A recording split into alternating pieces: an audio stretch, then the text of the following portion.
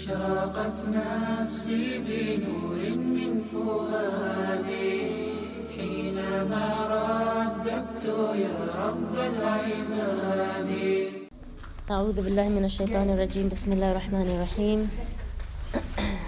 الحمد لله رب العالمين، والصلاة والسلام على أشرف الأنبياء والمرسلين نبينا محمد صلى الله عليه وسلم وعلى آله وأصحابه أجمعين. رب اشرح لي صدري ويسر لي أمري واحلل عقدة من لساني يفقهوا قولي. Okay, so today, inshallah, like I normally give you a bit of a quiz in the beginning. I'm not going to do that today because today I have something else for you at the end of the dars. So I'm going to save the time for that, inshallah. I hope we get to that part, but so I'm just going to get straight into the dars today, okay? All right. So if you remember last time, we got up to the... Anybody remember where we got up to? In the Isra, where did we get up to? I thought we had moved beyond that, but okay. He ascended and... Didn't we get up to the Sidra? Sidra and Jibreel alayhi salam and the pearls were falling. Yeah. So the milk and the wine choice was given before that. So now we get up to the Sidratul Muntaha. And we said that this is the limit of, you could say, the creation of the, even the ghaib is creation, but when I say creation, I'm talking about like creation within our realm, okay? And the Sidra, we said, is like it's like your reference point. So everything goes up to the Sidra, and anything that has to come down comes down to the Sidra, and from there it comes down to the earth. So you could say it's like a reference point, okay? And so we described the Sidra a little bit, correct? Do you remember? Yeah, we described it a little bit. And we said that it seems like it's extending between the 6th and the 7th heaven. So it's a really huge creation of Allah subhanahu wa ta'ala's. And it has this magnificent fruit and leaves, and it's difficult to describe it because, like the Prophet ﷺ said, that it's it's covered by what it is covered by with. So it's a very ambiguous way to describe something. Like if I say Rabina is what Rabina is, that's not really telling you anything about her, but that's saying that it's very difficult to describe her, right? That's what it means, that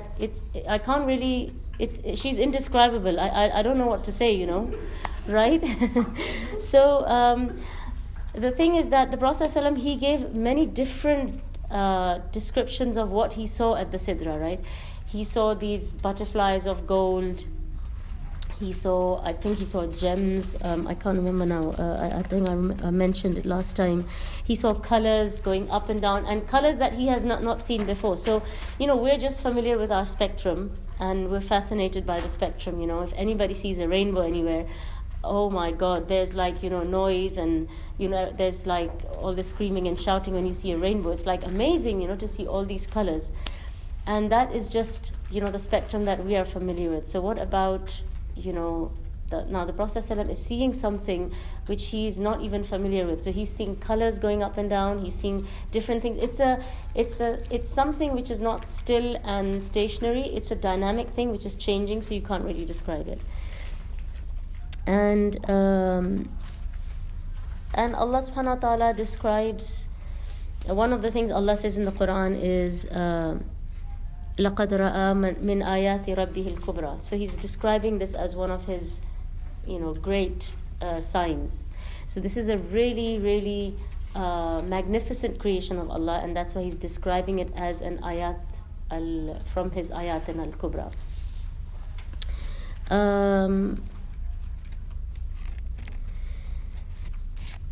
And if you think about it, the motif of a tree, it's used in many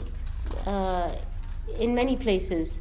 Like when you have these NGOs who are doing humanitarian work, and you'll always see leaves and trees, right? It signifies life and peace, and it signifies something good.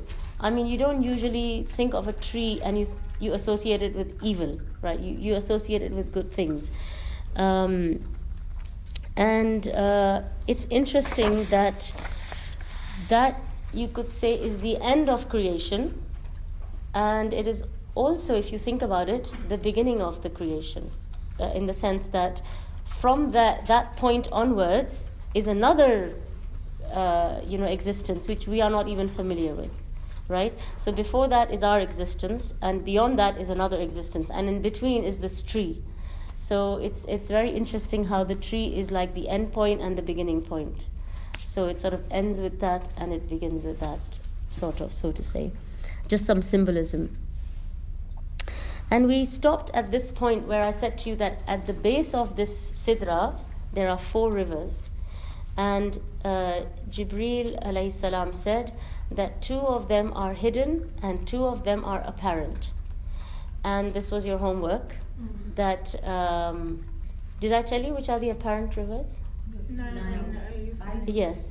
So as for the apparent rivers, Jibreel alayhi salam informed him they are the Nile and the Euphrates. And as for the hidden ones, they are?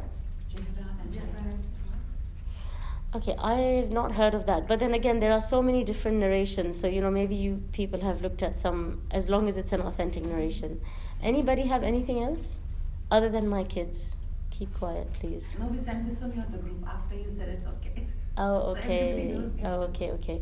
So it is basically the Kawthar, which is a river that Allah subhanahu wa ta'ala gave, you could say, gifted to the Prophet ﷺ. But is it not the Kawthar, Hawd of Kawthar is outside Jannah? That's the Hawd, that's different. This is the river, which is in Jannah.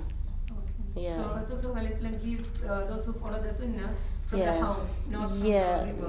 No. Now, I don't know if there is a connection as in, because, for example, the Nile and the Euphrates, right? These originate over there. And these are apparent rivers and we can see them. Now, how does that work?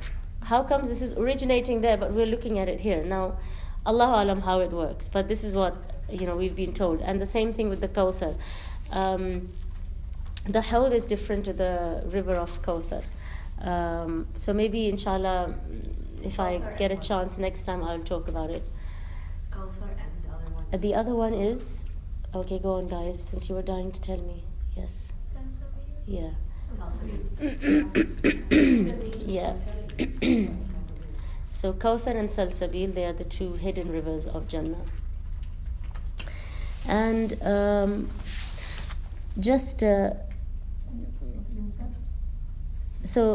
Prophet ﷺ said, so I said to Jibreel, what are these rivers? He said, as for the hidden ones, they are rivers of Jannah. As for the hidden ones, they are the rivers of Jannah. So you don't see them, they're not apparent because they are in Jannah. And as for the ones everyone can see, they are the river Nile and the Euphrates. Now, just briefly, do you know when the river of Kawthar was gifted to the Prophet ﷺ? Death of Ibrahim. Yes. So at the death of his son, what happened? People were... They were telling him that the ties was uprooted. Yes. So he was basically being taunted and said that nobody will remember Muhammad's name after this, because the only chance he had was to have a surviving son. And in those days, it was a very big deal to have sons. And so they said that that's the end of his lineage and his name is going to be wiped out. And today, the people who said those statements, like for example, Abu Jahl, a lot of people don't even know their real names.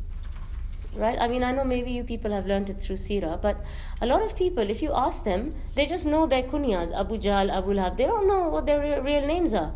They're the ones who had sons and they had lineage, and it's their names that, people don't really remember. Yeah. So then Allah subhanahu wa ta'ala, who is, very kind and very merciful and, very loving, He... this was the consolation he gave to the Prophet ﷺ by giving him this river of Kawthar. Okay, now the Nile and the Euphrates, since they are mentioned in such a lofty place, okay, which is near the Sidra, they are obviously blessed rivers. They are not, you can't compare the Nile and the Euphrates, for example, to the river Thames. Has anybody seen the Thames? Yeah. It's disgusting. It's full of Mud and sand, and it looks brown, right? And it looks horrible. And still, all the property which is around, surrounding the Thames, it is extremely expensive, because it overlooks the Thames. And when you look at the Thames, you think, why would anybody pay so much money to live and look at this muddy river? It doesn't even make sense. So you can't compare these two rivers to any other river around, even if you go to fancy places in America, Canada, wherever they have beautiful rivers. And if you think about it, some of the main civilizations, like Mesopotamia, ancient Egypt, a lot of history comes from ancient Egypt. It's all around these two rivers. You know where the Euphrates is? Iraq. Yes. And you know where the Nile is? Egypt. Yes. I asked the Egyptian teachers in my staff room, and they can't believe that the Nile is One of the part rivers. Yes, because apparently they see it as dirty and all that as well. Mm. So that's why I wanted to confirm it's really true or not. Yeah, They're yeah. gobsmacked, really. Yeah. I mean, of course, maybe, people are polluting the place now and doing things like that. But if you think about ancient existence, you hear the word Babylon a lot. This is all Iraq. This is where it was all starting to happen, where civilization and, people are trying to, start to settle down and live and make, homes for themselves or tools or whatever. A lot of these things are happening in these two areas. And so these are like blessed rivers, and you can't compare them to anything else. And then he said, I saw the Bayt al-Ma'mur. Now, I mentioned to you before that he said that he had seen the Bayt al-Ma'mur. Remember when he saw Ibrahim alayhi salam sitting, leaning against it? Again, we have to just give some room for human error, because when the people are narrating these stories, or these, you could say, like, bits of Isra, we're just trying to piece it and see where it fits best. But Allah Alam, if he saw it twice, or if he just saw it the one time, but some narrations are saying it was as he's ascending. Some narrations are saying after he's seen the Sidra, then he sees the Bayt al-Ma'mur. Allah knows best. But he sees the Bayt al-Ma'mur, and what do you know about the Bayt al-Ma'mur? Something important I told you last time. 70,000 Egyptians. Yeah. Once a day. Yeah. They don't eat them. Okay, so now one important thing we extract from that is that do you see how Allah subhanahu wa ta'ala has blessed you to be able to go to the Kaaba again and again and again as many times as you want? I'm guessing these angels probably would like to come again, but they're only allowed to come once, and that's it. So this is a huge blessing from Allah subhanahu wa ta'ala. And I was shocked to meet people who live here in Riyadh who are from this country. They said, we have never been to Makkah or Medina in our life. Very common. And I just can't even I can't even comprehend that how mahroom can you be, how Allah subhanahu wa ta'ala can give you the golden fork and you don't even use it. So this is all hidayah and tawfiq from Allah, If you are able to go, it's because Allah subhanahu wa ta'ala has given you the guidance to do that. Because there are people who don't have that. Another important thing I told you about this Bayt al-Ma'mur, anybody? So there are three things that I would expect you to remember. It's creaking? No, that's the sky. The heavens are creaking because there's not a 4-finger space except. That they also wanted something. No, this is understood to be a kafara because the angels questioned Allah. So it's like an expiation for them because they asked Allah that, why are you creating human being? He's going to create fasad in the earth. And so almost like it was perhaps inappropriate for them to ask. And so this is Allah subhanahu wa ta'ala created the Bayt al-Ma'mur, and they are supposed to go around it as a expiation for that. The third thing, just 3 facts to remember about the Bayt al-Ma'mur. No. It's situated on top of the Kaaba. Sorry? It's situated on top of the Yes, very good. It's exactly apparently situated on top of our existing Kaaba, and they say that if the Bayt al-Ma'mur was to drop, or if you were to throw a stone from the top of the Bayt al-Ma'mur, it would land on the Kaaba. So to say that in terms of vicinity, it's exactly the same, yeah. Okay. Then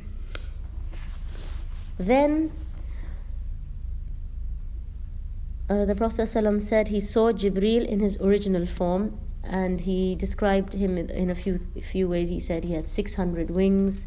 He said there were pearls and corals dropping from his wings.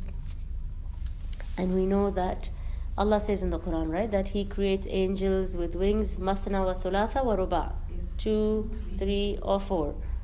So this is one of the most magnificent creations of Allah subhanahu wa ta'ala, where He has created this angel with 600 wings, which is, far more than any ordinary angel.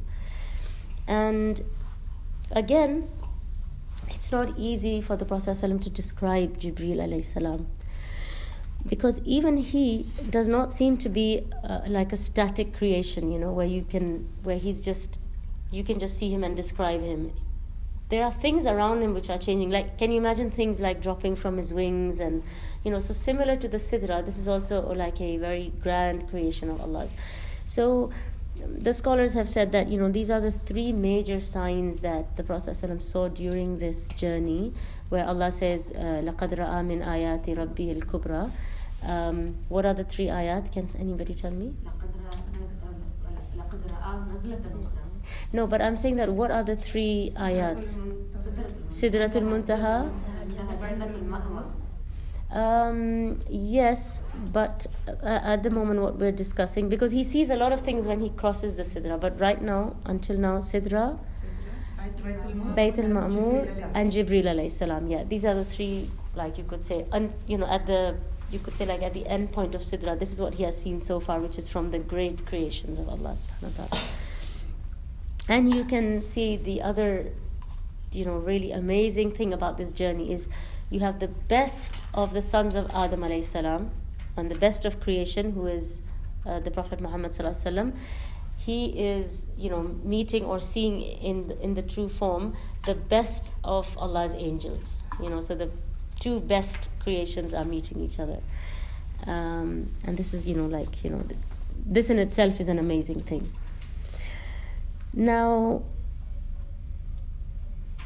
you will see, how even though the angels, they don't disobey Allah, and they do whatever they are commanded to do, and they are basically, obedient slaves of Allah. I mean, when you want somebody to be good, you say, that, do you expect me to be an angel, right? We use this term because what we're trying to say is that you can't go beyond that. That's like your epitome of perfection is to become an angel, right?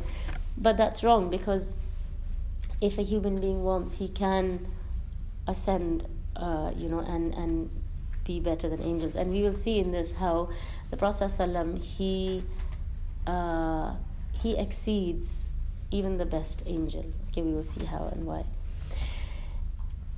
Now, somewhere during this time, the Prophet ﷺ is given some verses of the Quran, and some of the scholars said that these are the most special verses of the Quran, because the other verses are revealed, but these verses are given directly by Allah subhanahu wa ta'ala to the Prophet ﷺ, not through the angel. All the other verses in the Quran come through the angel to the Prophet ﷺ, but these are given directly. Does anybody know what they are?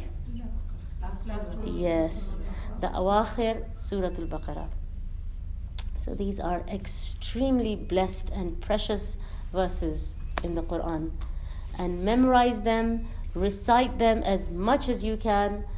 And we don't know the blessings, the hidden blessings of these two verses. But the Prophet ﷺ said that whoever recites these, that it will suffice them. Now, how? In many ways, you will be protected through the night. if you intended to pray tahajjud but you're not able to, but you recited these verses, you get the reward of tahajjud. They do a lot of things, which we don't really comprehend. So recite them as much as you can, and make it a habit. No matter what you do or don't recite, make sure you recite these before you sleep, in case you don't get it. Yes. Is there any hadith which saying that last three verses are revealed this time? I don't know of 3, just 2. So only these last 2 verses. Yes, 2 verses, yeah. Okay, and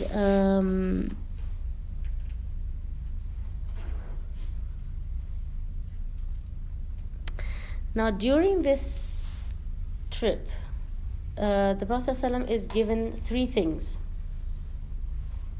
He's given the command for Salah. He is given the last 2 verses of Baqarah. And Allah subhanahu wa ta'ala tells him that whoever worships me without shirk, without associating partners with me, he will be forgiven and he will enter Jannah. So this is also like a gift that is given to the Prophet ﷺ for his ummah. And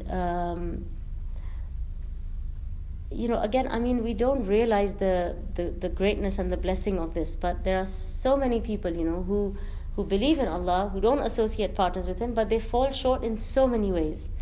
So if Allah subhanahu wa ta'ala can still forgive them, even if they, go through some process of purification, but they eventually come to Jannah, then that is the main, victory that we all want. That is the success that we all want.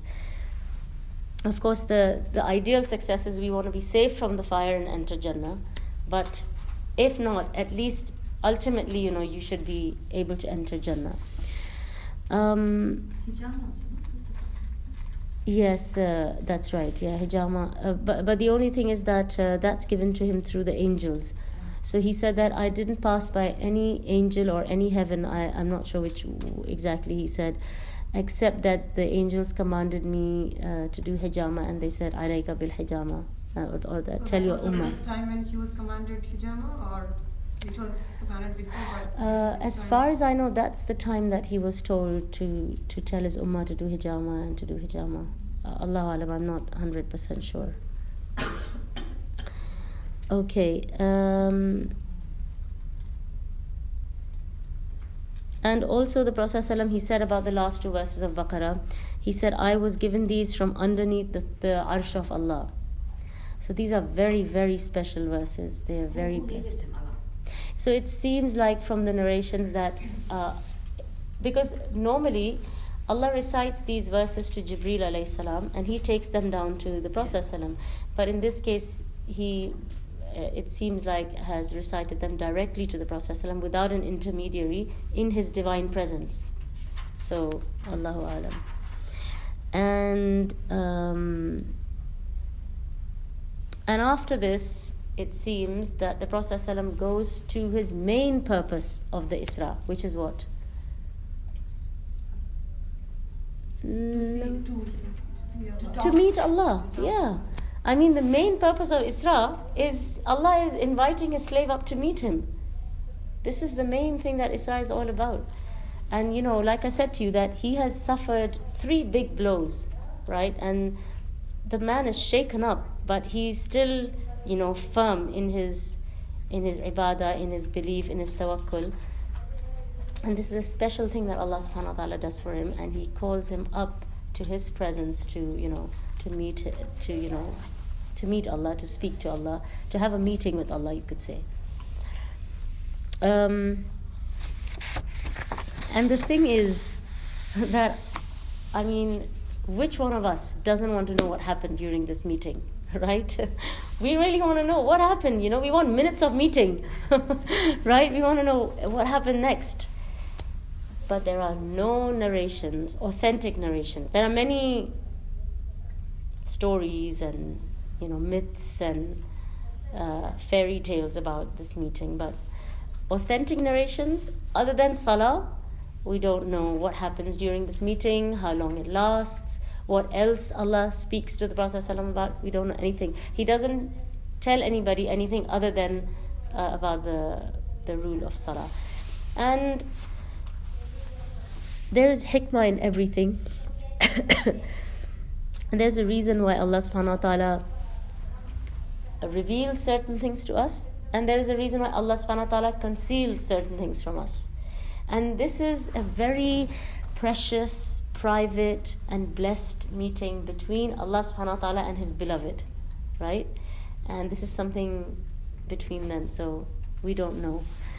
There are no details. And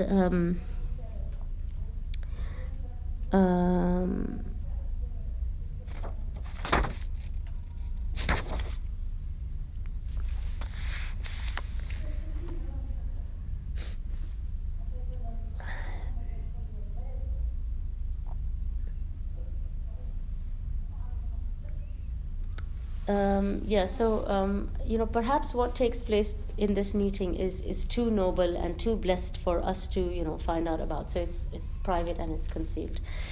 Now, did the Prophet ﷺ go with Jibreel beyond the Sidra, or did he go on his own? So it seems like he has gone on his own, because the words of the hadith say, I think it says ثُمَّ عُرِجَ. Yeah, it says ثم عرج بي حتى ظهرت لمستوى أسمع فيه صريف الأقلام. So the way it is said, it sounds like then I rose up, or I was taken up, or I was caused to ascend, and I rose to a level where I could hear the screeching of the pens. So now he has gone to a point, like I said to you, right, that he ascends beyond the best angel that Allah has created, right? And so he goes higher than that. And no one is allowed to cross that point. No one is known to have ever crossed that point. And this is a very, very special blessing that was given to the Prophet ﷺ, only to the Prophet ﷺ. Even the angel is not allowed to go beyond that point. And now when he hears the screeching of the pens, who's writing? No. Yes. When Allah subhanahu wa ta'ala created, what's the first thing He created? The first thing He created was the pen. And He said to the pen, write. And the pen said, what should I write? And Allah subhanahu wa ta'ala said, write everything that will happen until the Day of Judgment. And so the command for this pen to write is directly from the Creator. There's no one in between who's moving this pen. And so you can imagine the place where the Prophet ﷺ has reached now, where nobody else, even the angels, they're not really, that there are the angels who carry the arsh of Allah subhanahu wa ta'ala, but this is still a special, meeting between Allah subhanahu wa ta'ala and the Prophet ﷺ. There's nothing and no one else that we know of from the narrations so far. And this is all he hears. He hears the screeching of the pen. And when you understand who the Prophet ﷺ was and what his status is with Allah and where Allah subhanahu wa ta'ala took him, it just it makes you amazed to think that we are studying the life of such an amazing human being. We get fascinated by little things, celebrities and different shuyukh and some performers and this and that, and with little things that they do, we think, oh wow, this is like mind-blowing, right? This doesn't even come anywhere close to mind-blowing, right? This is amazing where the Prophet ﷺ, the status and the place where he has reached.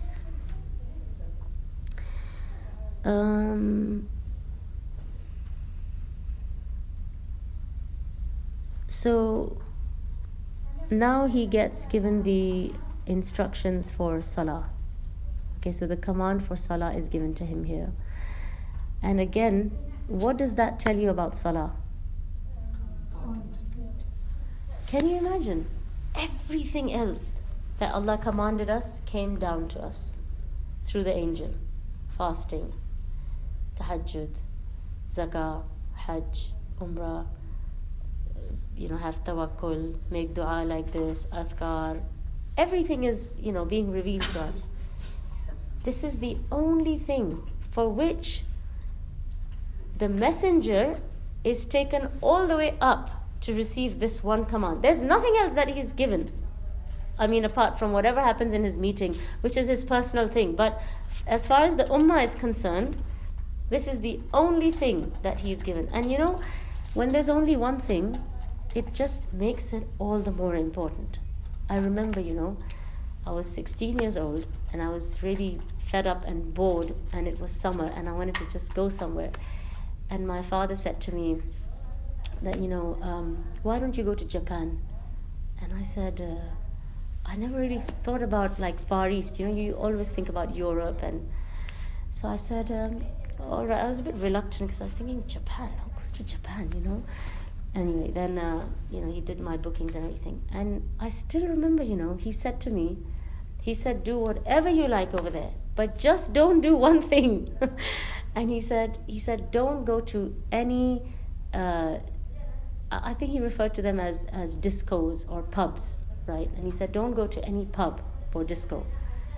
And that like stuck in my head, because it's not like he said, okay, so now here are the things that you should not be doing. And he starts rattling off a list of like 20 things. So you think, okay, you know what? All right, thanks. Yeah, all right. This is what we normally do with our kids, right? We give them so many instructions that by the end of the list, they probably, have switched off and they're thinking, all right, are you done now? Okay, can we just go back, because they probably didn't, they switched off halfway through that list. So if you do like a few instructions at a time, they're more likely to stay and they're more likely to be acted upon, right? So because my father didn't give me 20 things, I realized why he had said that, because he had been to Japan. I had no idea why he was even saying this. But pubs or discos in Japan were like masajid in Riyadh, every like 5 minutes you see one, and there's all these like weird people walking around. So then that was one thing that I said to myself. I said, you know what? The man was very reasonable. He didn't stop me from 20 things. He just said, don't do this one thing, so I'm not going to do it, Anyway, but I'm just trying to say that, when someone gives you one instruction, it just makes it like the most important thing. Like, there's nothing that's more important than that, So if you say to your children that, look, regardless of everything else that you do, I'm just requesting you one thing. Please do your salah on time. Now, it's easy for the child to hear and register and understand and say, okay, I can do other silly things, but, so, think of what is the most important thing that will help them to keep their compass in place. I understand that there's lots of things which help you, but, there are some things which are key things. If those key things go missing, everything else goes pear-shaped, So this is what the scholars, they said about salah. They said you can give zakah, you can fast, you can go for umrah, you can do all these things, you can give sadaqah, you can set up an orphanage. But they said if your salah is not in order, they said nothing else is going to be in order. That's how important salah is. Now, before I carry on, what time is adhan? 7:28. Okay, so we have some time. All right.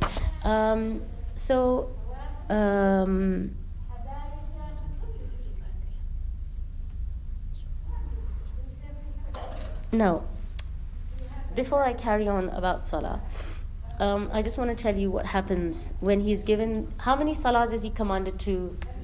50. So he takes this command and he's on his way down. And when he meets Musa alayhi salam, that's when Musa alayhi salam stops him and asks him that what did Allah command you for your nation? Some words to that effect. I'm not giving you the exact words from the hadith, but he asks him something like that because why? Now, when he comes down to Musa alayhi salam, who do you think he would have passed on the way before Musa alayhi salam? Yes. And was he stopped, spoken to? No, nothing. Why do you think? Why do you think Ibrahim alayhi salam doesn't stop him and say anything? No salah was prescribed. Salah was prescribed for everybody. Even Isa alayhi salam as a baby, he said, I have to do salah and zakah. Ma dumtu hayya. He's a baby and he says that. Salah is something all the prophets are prescribed. Islam was jealous. To our prophet. No. The nation of Musa alayhi salam was more than after. Number one, Ibrahim alayhi salam does not have experience. Sorry, I'm sounding a bit weird. He does not have experience with a big ummah. Very few people actually, were part of his ummah. But Musa alayhi salam, he has experience with a large number of people. Okay, what else? There are three things. He was envious. It does sound like that. Like, that's the time when you'd ask somebody, so, what happened, Was it better than mine? Was it worse, No, I don't think it's that, no. So these are Anbiya, they have a healthy kind of jealousy, but not like that. Not like us, yeah.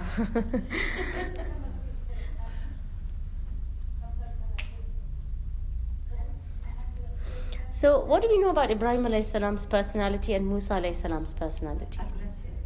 Yeah, Musa alayhi salam, he is... He was stocky, he was vocal, and He was more outgoing. Getting angry. Right. He has a very strong personality, and he's very... his presence is very like... it's sort of like, he makes his presence known, it's like... I don't like to use the word loud, but, he's big, sort of, Ibrahim alayhi salam, even in the Quran, he's described as being halim, as being very soft, very gentle, very latif, Even when the angels have come to destroy the nation of Lut alayhi salam, he is, he's very, very kind and gentle, very soft, It's not his nature to argue, to dispute, to question, to say no, to get into a thing with anybody, Everything Allah told him to do, did he ever question? Did he ever ask? Musa alayhi salam had a punch up with the angel of death. He punched his eye. Yeah. Yeah. So Musa alayhi salam, he doesn't take anything, right? He asks, he questions, he argues, he like he's saying to the angel of death as well, that what is this? Why are you here, So everybody, he gave him a punch, he punched his eye. So Ibrahim alayhi salam, everything Allah told him to do. Sacrifice your son? Okay. Thrown in the fire? Okay, Leave your wife.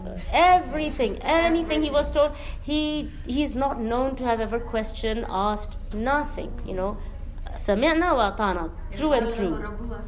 Yes, aslamtu li rabbil alamin. So this was his. So his nature is very different to Musa alayhi salam, and so he doesn't ask the Prophet sallam anything. But Musa alayhi salam, he stops him and he asks him. So that's their personalities are different. Number two, he does not have experience with a big nation like Musa alayhi salam does. Number three, who has had a meeting previously with Allah subhanahu wa ta'ala? Yes, Musa alayhi salam has been in the presence with Allah, as far as we know, for 40 days. Right? It was supposed to be a 1 month meeting, extended by 10 days because of the breath, the smell in his mouth, right? Because he was he fasted for these 30 days before meeting Allah, and then obviously there was a unpleasant smell in his mouth, so he ate something or he did something to remove that smell, and Allah subhanahu wa ta'ala said that this smell is beloved to me. So he fasted another 10 days. And then he met Allah subhanahu wa ta'ala.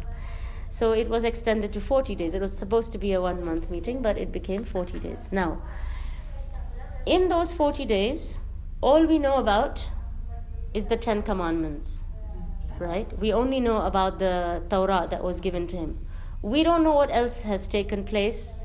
Again, this is something private, we don't know. And Musa alayhi salam has experienced it to a much smaller scale. He's in the presence of Allah subhanahu wa ta'ala on a mountain on the earth, right? So it's on a much smaller scale. The Prophet ﷺ, he has gone up in the presence of Allah subhanahu wa ta'ala, where he's so close that he can hear the screeching of the pens. And every time I hear that, it just makes my hair stand, because I keep thinking, I wonder what the pens are writing about me. Because they are writing about everybody and everything. And it just makes you think, I wish I could see, I wish I could, I could know, or, and obviously that writing is the writing that cannot even be changed. It's only the, yeah. So until now it's writing. Only the qadr, sorry? Until now it's still writing. Yes, it seems that until now it's writing, because when the Prophet ﷺ died, it's still like writing. And the qadr is of 5 levels. We won't go into the details now, but you should know that from Aqidah, and which level can be changed from dua, which level cannot be, so these are things that you can study further yourself, inshallah. Yeah, homework. Already 3 homework. Already. One was the rivers, right? Haven't we done the conditions of the shahada yet? Okay. What was the third homework? Fifth, the deeds to protect ourselves From the hellfire. And the river, right? Okay. So we'll remember that. So add this to your homework. Tell me the 5 levels of qadr. It's good for you to know that, inshallah. Okay. All right. Yes. Just a doubt, because you're telling me the pens are writing. What is it in Lawh al-Mahfuz, which has already been written 50,000 years back? That is a type of qadr? That is the Lawh. In the Lawh al-Mahfuz. That is the Lawh al-Mahfuz. 50,000 years. Yes, yes. And this is still writing. This is still Lawh al-Mahfuz as far as I understand. Yeah.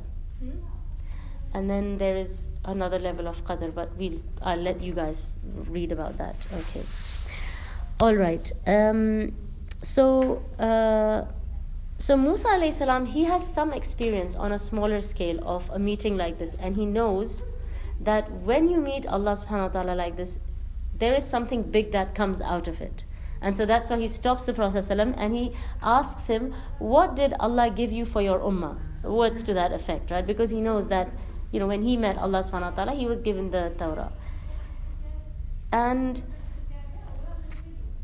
when the Prophet ﷺ is in the presence of Allah, or in this meeting with Allah, we don't know how long it lasted. Okay, so in dunya terms, it seems like it was just a few hours, because he's back, and then the next day he says, I went and I came back, and everybody's confused. So because when you are in that realm, once you cross the sidra, time it doesn't have any relationship with what we understand as time, right? This is another realm. So Allahu Alam how long he spends there with Allah subhanahu wa ta'ala. But this is, another thing. Okay. And so then I'll just read the rest from the hadith so that we are not quoting and misquoting. This is page 158 from the summarized Bukhari. Yeah? Okay, so I passed by Musa alayhi salam, who asked me, then Allah subhanahu wa ta'ala enjoined 50 salawat on my followers. When I returned with this order of Allah Azza wa Jal, I passed by Musa alayhi salam, who asked me, what has Allah enjoined on your followers? I replied, He has enjoined 50 salawat on them. Musa alayhi salam said, go back to your Lord and appeal for reduction, for your followers will not be able to bear it. So I went back to Allah Azza wa Jal and requested for reduction. Now another narration says that when Musa alayhi salam said this to him, even the Prophet ﷺ, by nature, he was very similar to Ibrahim alayhi salam. He was very soft and shy. They say that he was more shy than a virgin. So he was not confrontational, he was not loud, he was not argumentative. He had a very soft personality. And so another narration states that he turned and he looked at Jibreel alayhi salam. And I think when Jibreel alayhi salam approved of that request, then he goes up and he asks Allah to reduce it. And so then I went back to Allah Azza wa Jal and requested for reduction, and he reduced it to half. When I passed by Musa alayhi salam again and informed him about it, he said, "Go back to your Lord, as your followers will not be able to bear it." So I returned to Allah and requested for further reduction, and half of it was reduced. Many narrations state different reductions. Some say it was reduced by 5. Some say by 10. Some say by half. This is in Bukhari. And then we have 25. And then half of 25. How do you pray that? I again passed by Musa alayhi salam, and he said to me, "Return to your Lord, for your followers will not be able to bear it." So I returned to Allah, and he said, "These are 5 salahs. Okay, and they are all equal to 50 in reward, for my word does not change." Because Allah has ordained 50 salawat, and that is what He has ordained. Now, whether you pray 5 according to Allah's instruction, or you pray 50, the reward is 50 salawat, because that's Allah's original command. And He said, "My command does not change. My word does not change." I returned to Musa alayhi salam, and he told me to go back once again. Musa alayhi salam is very sensitive, and he knows, he understands people. No, not only that, but he understands people and their nature. Because if you think about it today, people find it a huge burden to pray 5 times a day. They wish it was 3 or 2, they're thinking... Be able to go back and back, go back and back. No, I wouldn't. If you're in that situation, Yeah. it would be very difficult just to go back again to your door. It's like lessen the number. Now the thing is, obviously, I will come to this point in a minute. Okay, let me just finish reading the hadith. I returned to Musa alayhi salam, and he told me to go back once again. I replied, "Now I feel shy of asking my Lord again." Then Jibreel alayhi salam took me till we reached Sidratul Muntaha, which was shrouded in colors indescribable. Then I was admitted into paradise, where I found small walls made of pearls, and its earth was of musk, a kind of perfume. This is where this particular hadith ends. We will talk about what he does after that. Musa alayhi salam was on in the heavens. Yeah, he's in the 6th So then heaven. how is then hadith is still then he saw the Sidratul Muntaha. Yeah, so after he goes back and forth through Musa alayhi salam, then Jibreel alayhi salam takes him to a different thing now, because he's had his meeting with Allah. Now we will talk about that part later, inshallah, maybe in the next dars, but this time we're just going to talk about salah and the command for salah and how it was reduced. And even though the command for salah was reduced, still the Prophet ﷺ, all his life, he always prayed 50 salawat. You want to do the maths? Okay. How many salahs are there? As in rakas. Fard. 4, 8, 10, 13, 4, 17. 17. What about the sunan ratiba? The one that, the Prophet ﷺ regulated. Okay, what's 17 plus 12? 29. Yes. He regularly prayed tahajjud and witr. Okay, now some narrations say, how many did he pray? 8 11. plus 3, right? That's 11. It is reported that he would do 2 rakas, and Aisha radiallahu anha said, I never saw him do such quick rakas, which was sort of like a gateway into the tahajjud. So he would do these 2, then he would pray the 8 of tahajjud, and then he would pray the 3 of witr. So he would pray 13. Okay, so add 13 to 29. 42. Okay. How many rakas of duha? 4. Or sometimes 8. 4 to 10. 8. What? Duha. So if you add 42 and 8, 50. And this is just the ones he's doing regularly. On top of that, he prayed istikhara, he prayed salatul istisqa, he prayed salatul kusuf, salatul khawf, tahiyatul masjid, many things, right? So that's in addition to this. But these 50 rakas, he always prayed. Yes, we got 50, yeah. Okay. Just repeat that. Before tahajjud, what did you say? The 2 rakats? So he would pray these 2 rakahs before praying tahajjud, and Aisha radiallahu anha says that these are the fastest rakahs she saw him praying. Sort of like an introduction or like a opening. No, this was just like an opening to the tahajjud, and then he would pray that, 2.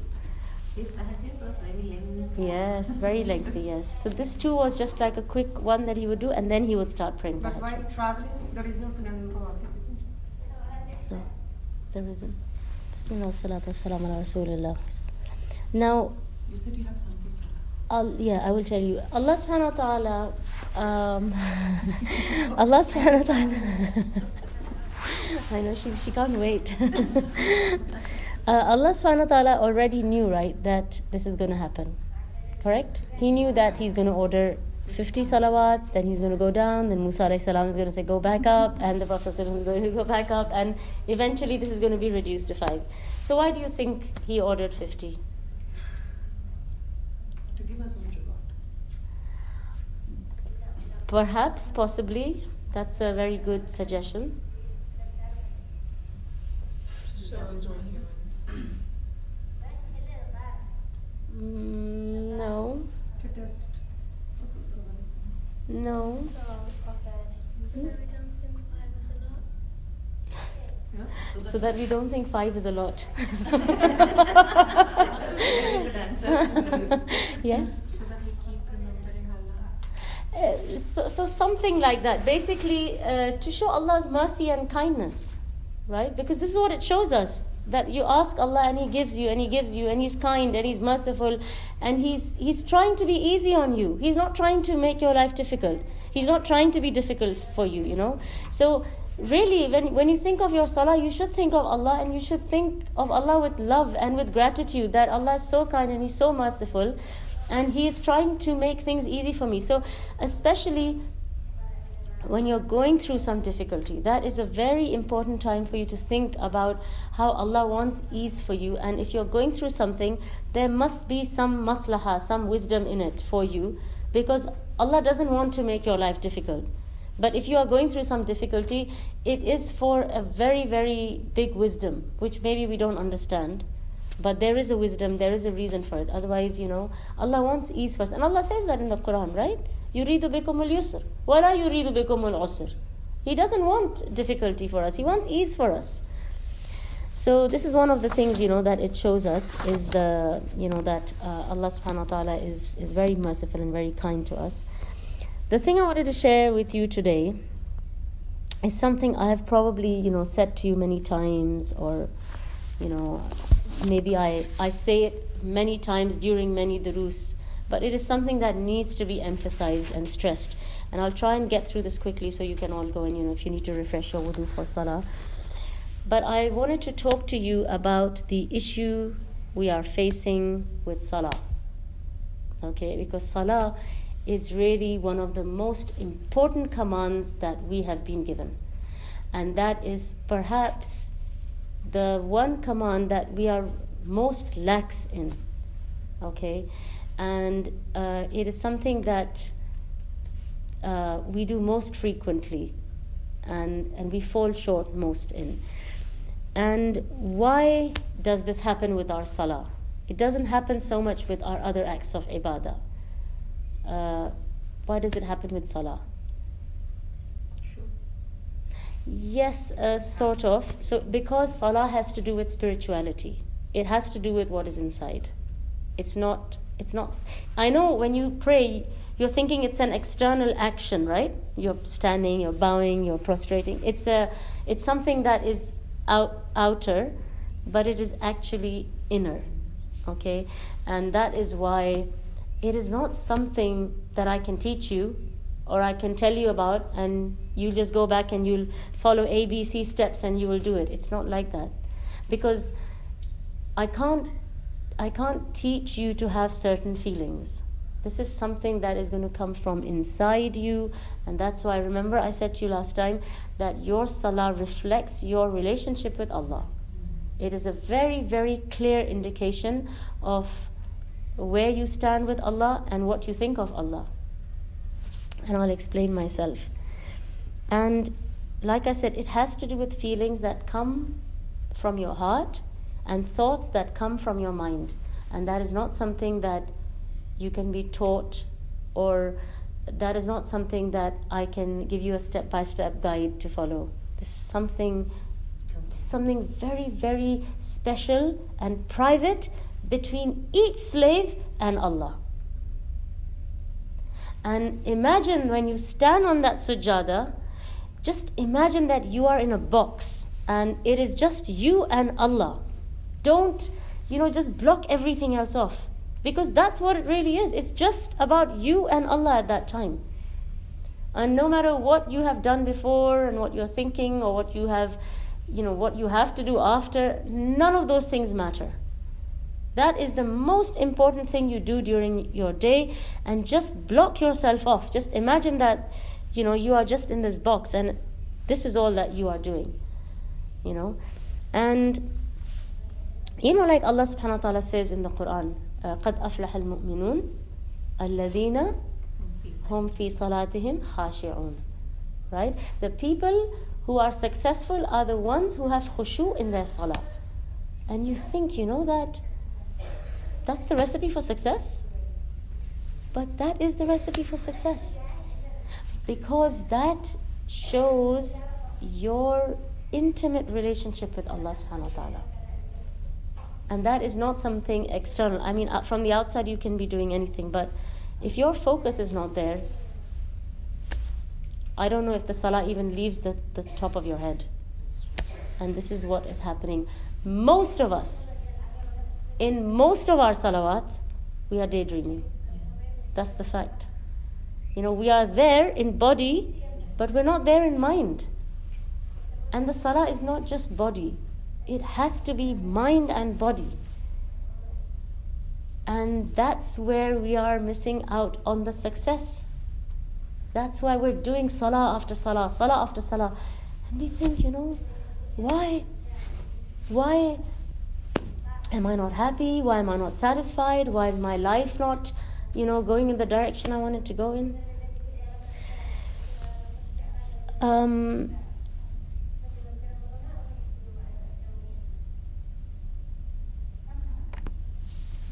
A crucial step in achieving this is knowing who you are standing in front of. For example, let's say I work in a school as a teacher, okay? And I get a memo saying that the principal, not the vice principal, but the head principal wants to see me. Your heart will Now, when I go into the office of this head principal, do you think I needed training and tips on how to feel scared while I'm standing in front of the head principal? Do you think I needed anybody to sit down and give me a pep talk that, look, you should really be nervous, you should be scared, you should be, reciting your du'as, and, you should be doing this, you should be shaking. Do you think I needed any? I'm shaking anyway. I'm just saying my du'as anyway.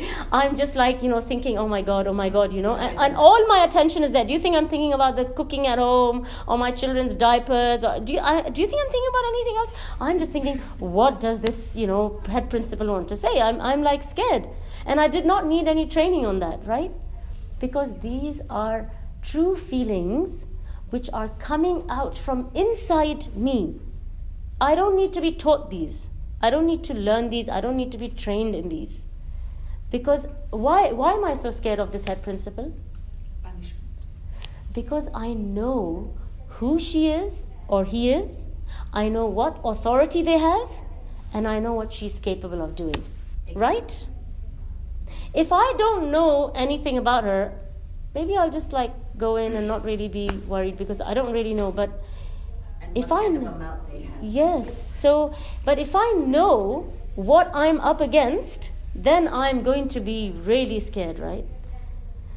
Why do you think we don't have khushu? Because we don't know. Because we don't know who we are standing in front of. We don't know. We don't understand who Allah is. We don't understand who we are standing in front of. So we go there, Allahu Akbar, Alhamdulillah Rabbil Alameen, and you're thinking, shall I wear blue today or shall I wear red today? Allahu Akbar. And then you're thinking, did I recite Fatiha?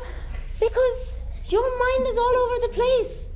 Astaghfirullah, And you're thinking, Alhamdulillah Rabbil Alameen, and I'm thinking, I think I didn't reply on WhatsApp to such and such, and your mind is going through all sorts of useless things in your day. You don't even think who you are standing in front of. That's why, can you ever imagine standing in front of a judge who's about to give a verdict on you, or a policeman, or a head principal, and start thinking about all this? No, your mind is empty. You're just focusing on this person and what they're about to do, because you know who they are.